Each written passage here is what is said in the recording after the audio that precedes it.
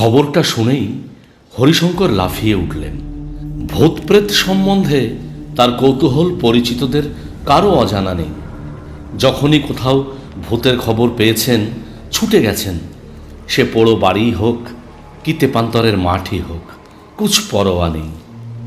মফস্বলে গ্রামেগঞ্জে গভীর রাত্রে তিনি শ্মশানে কাটিয়েছেন, যদি ভূতপ্রেতের দেখা পাওয়া যায় এই আশায়। তারাপীঠের একজন তন্ত্রসাধক কাপালিক তাকে একটা মন্ত্রপুত কবচ দিয়েছেন। সেটা ধারণ করলে কোনো অশরীরী আত্মাই তার ক্ষতি করতে পারবে না। অবশ্য এই দুর্লভ কবচটি আদায় করার জন্য তাকে অনেক দিন সেই তান্ত্রিকের সেবা করতে হয়েছিল, খরচও কম হয়নি। কিন্তু এত করেও আজ পর্যন্ত ওনাদের দেখা তিনি পাননি, অথচ ওনারা যে আছেন এ বিষয়ে তার কোনো সন্দেহ নেই। পরলোক সম্বন্ধে স্বামী অভেদানন্দের বিখ্যাত বইটি পড়েই তিনি নিঃসন্দেহ হয়েছেন।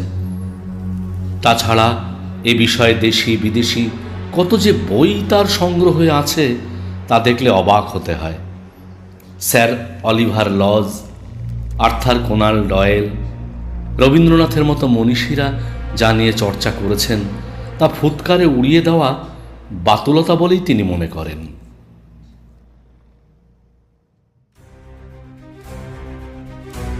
নমস্কার বন্ধুরা, আজ শোনাব আরও একটি রোমাঞ্চকর গল্প ভুতুড়ে। লিখেছেন মঞ্জিল সেন, মিউজিক দীপরাজ। গল্প পাঠে আমি মৃণাল দেবনাথ। শেষ পর্যন্ত শুনতে থাকুন গল্প ভুতুড়ে।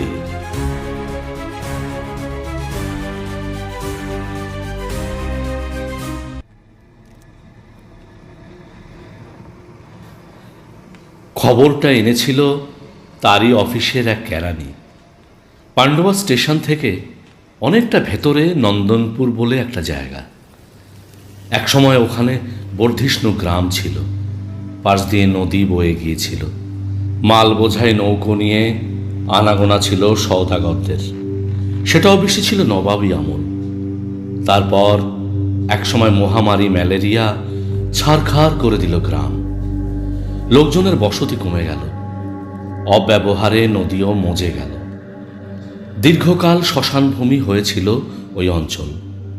তারপর ধীরে ধীরে বসতি গড়ে উঠেছে, কিন্তু আগের জৌলুসের কিছুই নেই। ওখানেই ইংরেজ আমলের গোড়ার দিকে একটা কুঠি বাড়ি বানিয়েছিলেন এক শ্রেষ্ঠী। নীলকরদের সঙ্গেই ছিল তার ব্যবসা। তাদের তিনি মালপত্র এমনকি মানুষজনও যোগান দিতেন। তার খুব দুর্নাম ছিল। কুঠি বাড়িটা তাই অনেকটা দুর্গের মতো তিনি বানিয়েছিলেন। সশস্ত্র পাহারাদার টহল দিত চারপাশ। তারপর এক সময় নীলকরদের প্রতাপ অস্তমিত হল। শ্রেষ্ঠীর বিরুদ্ধে বিদ্রোহ করল ওই অঞ্চলের লোকজন। কিছু গ্রামবাসী মারা গেল। শ্রেষ্ঠী পালিয়ে বাঁচলেন। ওই কুঠি বাড়ি পরে এক ইংরেজ অফিসার নামমাত্র মূল্যে কিনেছিলেন কিংবা দখল করেছিলেন। শনি ও রবিবার ওখানে ফুর্তির আসর বসত। গণ্যমান্য মানুষরা আসতেন, নাচ গানের ব্যবস্থাও থাকত। ওই রকম এক আসরে মত্ত অবস্থায় এক ইংরেজ গুলি করেন এক ভারতীয়কে। তিনি ছিলেন ইংরেজ সরকারের এক প্রভুভক্ত উচ্চপদস্থ কর্মচারী। এ নিয়ে তখন খুব হইচই হয়েছিল। বিচারে শাস্তি হয়েছিল ওই ইংরেজের। তারপর থেকেই ওই কুঠি বন্ধ হয়ে যায়। শোনা যায় যিনি খুন হয়েছিলেন তিনি নাকি দেখা দেন। রাত্রিরে ওই কুঠিতে তিনি ঘুরে বেড়ান। বেশ কয়েকজন সাহসী পুরুষ ঘটনার সত্যতা যাচাই করার জন্য ওখানে রাত্রিবাস করেছেন এবং তারা সবাই বলেছেন কথাটা মিথ্যে নয়। বাড়িটা এখন পশ্চিমবঙ্গ সরকার অধিগ্রহণ করেছেন। পর্যটন বিভাগ ওখানে একটা রিসর্ট গড়বেন। কাছেই একটা ডিয়ার পার্ক হওয়ার প্রস্তাব আছে। তবে এতদিনেও কুঠি বাড়িটার একেবারে ভগ্নদশা হয়নি। তখনকার দিনের খাঁটি মাল মশলায় তৈরি। এখনও অনেক ঘর ব্যবহারের উপযুক্ত। একজন দারোয়ান আছেন দেখাশোনা করার জন্য। যে খবর এনেছিল সে বলল দারোয়ানকে কিছু দিলে সে রাত্রিরে থাকার ব্যবস্থা করে দেবে। হরিশঙ্কর আর সময় নষ্ট করলেন না। পরের রবিবারই তিনি রওনা দিলেন। অফিসের লোকটি বলে দিয়েছিল নন্দনপুরে কোনো সাইকেল রিক্সা যায় না, তবে পান্ডুয়া থেকে 1 ঘন্টা অন্তর অন্তর প্রাইভেট বাস ছাড়ে। সেটা নন্দনপুর হয়ে গন্তব্যস্থলে যায়। কিন্তু বাস স্টপেজ থেকে ওই কুঠিবাড়ি 1 মাইলের কম হবে না। ওই অঞ্চলটা এখনও ফাঁকা পড়ে আছে বলেই পর্যটকদের আকর্ষণ করার জন্য ডিয়ার পার্কের পরিকল্পনা আছে সরকারের। কাজও নাকি শিগগিরই শুরু হবে। বেলা 12টায় পান্ডুয়া স্টেশনে নামলেন হরিশঙ্কর। আধ ঘন্টা পরেই একটা বাস ছাড়বে। যাত্রীও তেমন নেই, বসবার জায়গার অভাব হবে না। তিনি একটা হোটেলে ভাত খেয়ে নিলেন। হোটেল বলতে স্টেশনের সামনেই দরমার বেড়া টালির চালের একটা ঘরে সারসার বেঞ্চি পাতা, তবে কলা পাতায় গরম গরম ভাত দিয়ে গেল, জলের মতো মুসুরির ডাল আর পাতলা মাছের ঝোল, পার্শে মাছ, বেশ টাটকাই মনে হলো। খাওয়া দাওয়ার পর তিনি বাসে উঠলেন। বাস কিন্তু ছাড়তে দেরি করল। অবশেষে বাসটি নন্দনপুরে পৌঁছানোর পর হরিশঙ্কর বাস থেকে নেমে গেলেন। আর কেউ নামল না। তিনি হাঁটা দিলেন। কুঠিবাড়িটার অবস্থান তিনি আগেই জেনে নিয়েছিলেন, তাই অসুবিধে হওয়ার কারণ নেই। কুঠিবাড়িতে যখন পৌঁছলেন তখন বেলা 3টে বেজে গেছে। চারিদিকে উঁচু প্রাচীর আর মস্ত লোহার গেট। সত্যিই যেন একটা দুর্গ। গেট ঠেলতেই একটা শব্দ করে গেটটা খুলে গেল। গেটের পাশেই একটা ঘর, পাকা দেওয়াল, টালির চাল। ঘরের সামনে গিয়ে ডাকাডাকি করতেই 2 চোখ কচলাতে কচলাতে একজন রোগা লম্বা মতন লোক বেরিয়ে এলো। হরিশঙ্কর তাকে দেখে একটু অবাকই হলেন। এত বড় দুর্গের মতো বাড়ি, তার উপর ভূতের দুর্নাম আছে। তার পাহারায় এমন একজন মানুষকে দেখবেন বলে তিনি আশা করেননি। নিজের পক্ষে কুস্তিগিরের মতো চেহারা, ইয়া গোঁফ, এক ভোজপুরীকেই এখানে বেশি মানাতো। লোকটি জিজ্ঞাসু দৃষ্টিতে তাকিয়েছিল। হরিশঙ্কর জিজ্ঞেস করলেন, তুমি এ বাড়ির বাড়িটা দেখাশোনার ভার কি তোমার উপর? আজ্ঞে হ্যাঁ। তুমি কি একাই থাকো এখানে? লোকটি ঘাড় নাড়ল।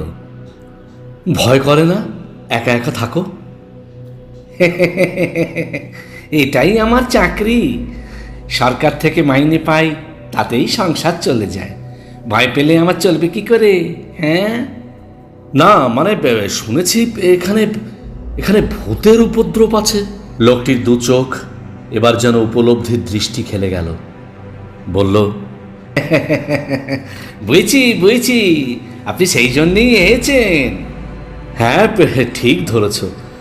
ভূত খোঁজা আমার একটা নেশা।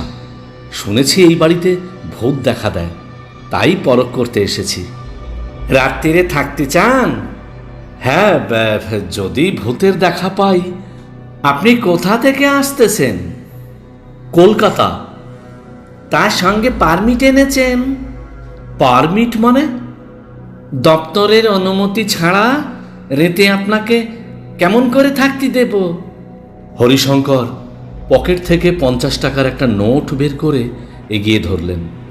লোকটি একটু ইতস্তত করে টাকাটা নিল, তারপর বলল, 1 রাতের বেশি কিন্তু থাকতে দিতে পারবো নি। কলকাতা হতে অফিসের ইঞ্জিনিয়ার বাবুরা যখন তখন আসতেছেন। এখানে একটা বনের মতো তৈরি হবে, নানা রকম পশু পাখি থাকবে সেখানে। এই বাড়িটা মেরামত করা হবে। বাইরে থেকে যারা দেখতে আসবেন তাদের থাকার ব্যবস্থা হবে এখানে। অনেক ঘর আছে তো, সব ঠিক করা হবে, বুঝেছেন? হরিশঙ্করের মনে পড়ল এ বাড়িটা একটা রিসর্ট হবে। যেসব পর্যটক এখানে বেড়াতে আসবেন তারা যদি 2-1 রাত থাকতে চান, তার জন্যেই এ ব্যবস্থার পরিকল্পনা। হ্যাঁ ঠিক আছে, আমি 1 রাতের বেশি থাকবো না। ভালো কথা, তোমার নাম কি? আগে নেতাই। হরিশঙ্কর বুঝলেন গ্রাম্য ভাষায় নিতাই হয়ে গেছে নেতাই। তা চলো নেতাই, আমাকে একটা ঘরে থাকবার ব্যবস্থা করে দাও। নিতাই ভেতর থেকে এক গোছা চাবি নিয়ে এলো। সদর দরজা খুলে প্রথম ঘরটা খুলেই একটা হল ঘর। ঘর জুড়ে কার্পেট বিবর্ণ হয়ে গেছে, তবে সেগুন কাঠের দামি আসবাবপত্র এখনও অক্ষত অবস্থাতেই আছে। আগে যিনি মালিক ছিলেন তিনি নিশ্চয়ই বাড়িটা আসবাবে সাজিয়েছিলেন। ঘরটা কিন্তু আশ্চর্য রকম পরিষ্কার। হরিশঙ্কর জিজ্ঞেস করলেন, অন্য সব ঘর কি এই রকম, মানে সাফসুফ করা হয় প্রতিদিন? হ্যাঁ বাবু, এই সব ঘর পরিষ্কার রাখাই তো আমার কাজ। তবে ভোরবেলা গাঁ হতে আরেকজন লোক আসে, সেও হাত লাগায়। বেলা 12টা পর্যন্ত তার ডিউটি, 6টা থেকে 12টা। সেও সরকার থেকে মাইনে পায়, তবে ওর ছেলের ম্যামও তাই 2 দিন ছুটি নেছে। তবে তো তোমার সুবিধেই হয়েছে, টাকাটা আর ভাগ করতে হলো না। তা বাবু, রেতে কি খাবেন?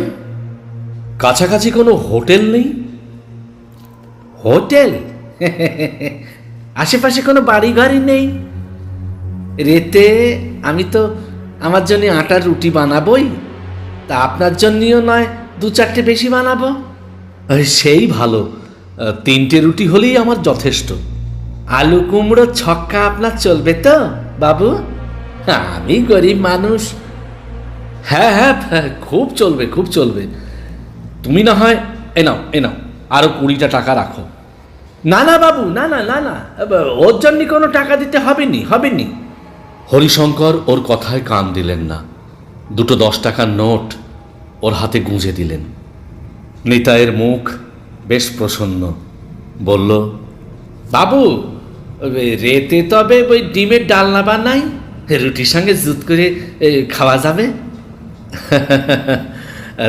ঠিক আছে, তোমার যা ইচ্ছে করো। নিতাই ব্যবস্থা করতে চলে গেল। হরিশঙ্কর যখনই এমন কোনো অভিযানে বেরোন, তার কাঁধে একটা বড় ঝোলা থাকে।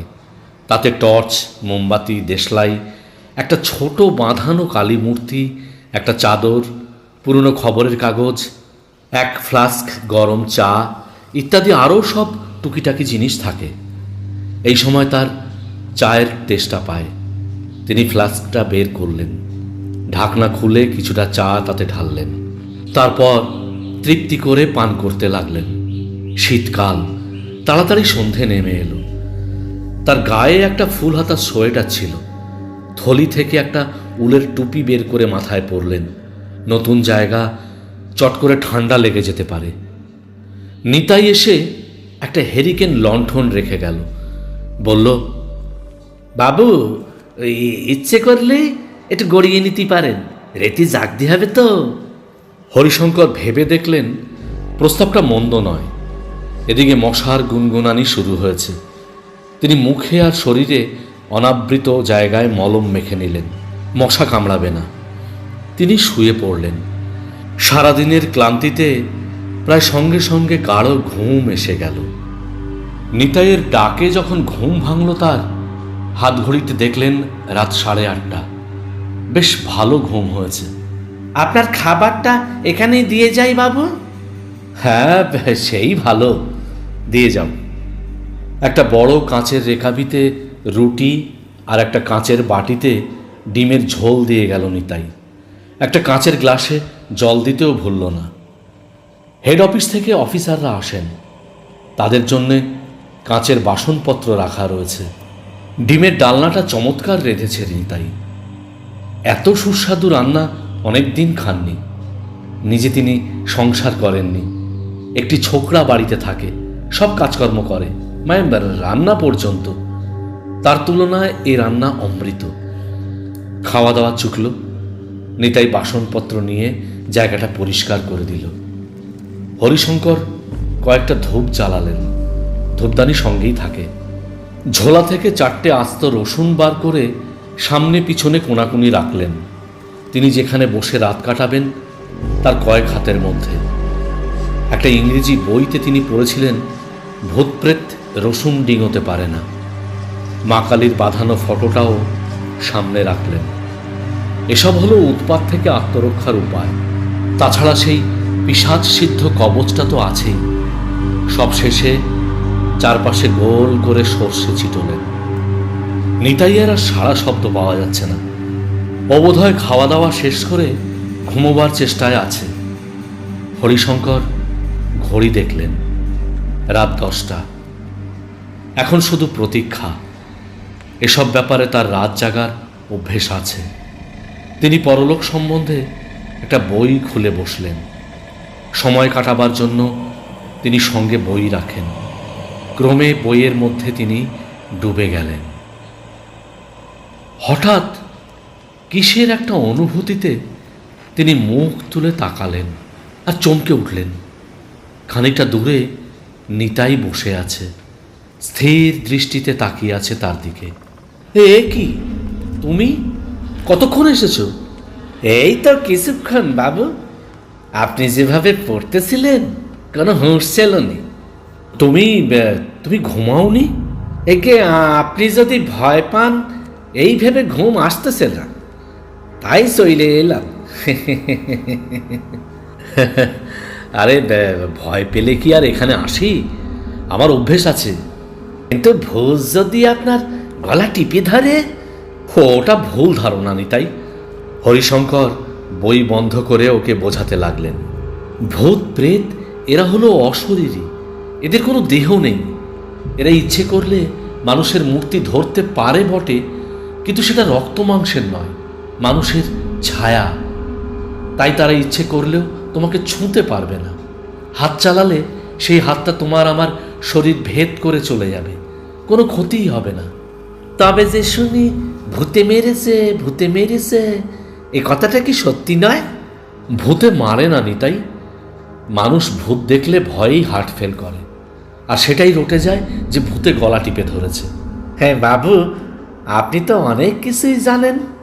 হ্যাঁ, আমি যে এ নিয়ে অনেক পড়াশুনো করেছি, অনেক জায়গায় গেছি। তা আপনি কি সচক্ষে ভূত দেখেছেন? না নিতাই, আজ পর্যন্ত সেই সৌভাগ্য আমার হয়নি। শুনেছি এখানে অনেকেই ভূত দেখেছেন, তাই অনেক আশা করে এসেছি। আপনার মতো আরও কয়েকজন এসেছিল ভূতের কথাটা সত্যি কিনা পরখ করবার জন্যে।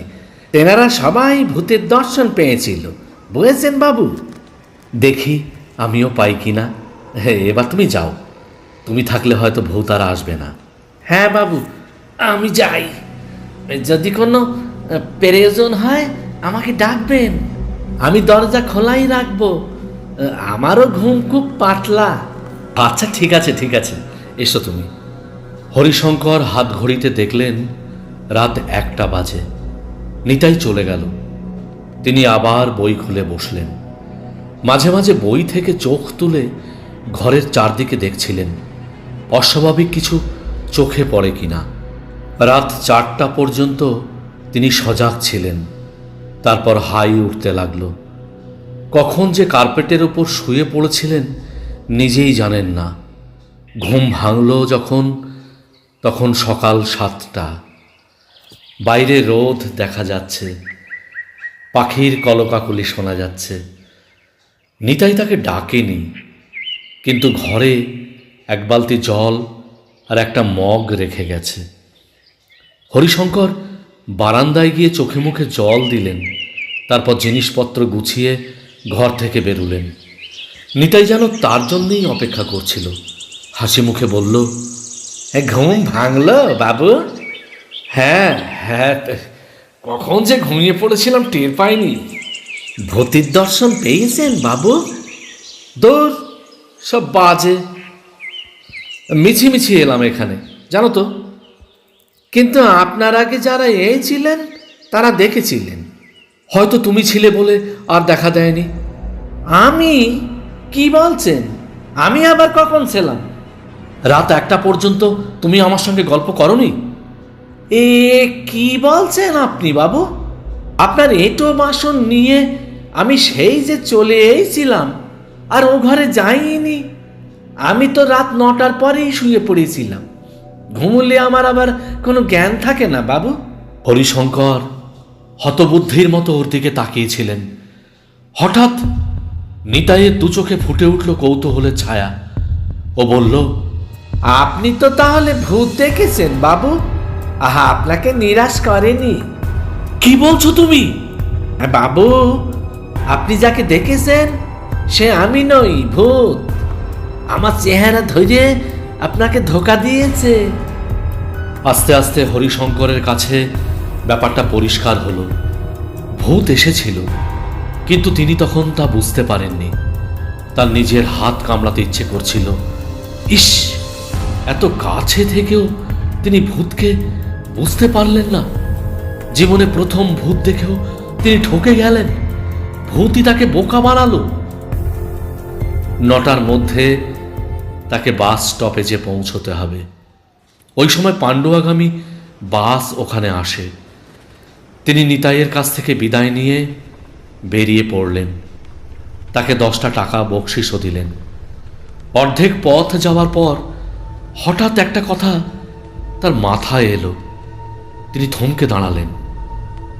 নিতাই কি সত্যি কথা বলছে, না সব ওর বানানো কথা?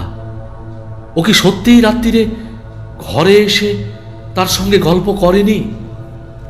কিন্তু তা যদি না হয়, ধরা যাক ও সত্যিই এসেছিল, কিন্তু এখন তা অস্বীকার করছে। সমস্ত ঘটনাকে একটু ভুতুড়ে রূপ দিয়ে তাকে বোকা বানিয়েছে। কিন্তু তাতে ওর কি লাভ? হয়তো এইভাবেই ভূতের কথা রটছে, আর তার মতো কেউ কেউ ভূত দেখার আশায় আসছেন। মাঝখান থেকে নিতাইয়ের কিছু রোজগার হচ্ছে।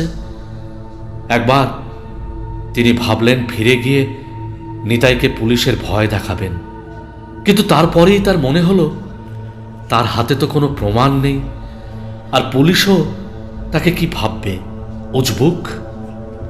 তিনি আবার বাসের জন্য হাঁটা দিলেন। মনের মধ্যে একটা প্রশ্ন খচখচ করতেই লাগলো। নিতাইয়ের কথা যদি মিথ্যে না হয়, তবে, হ্যাঁ তবে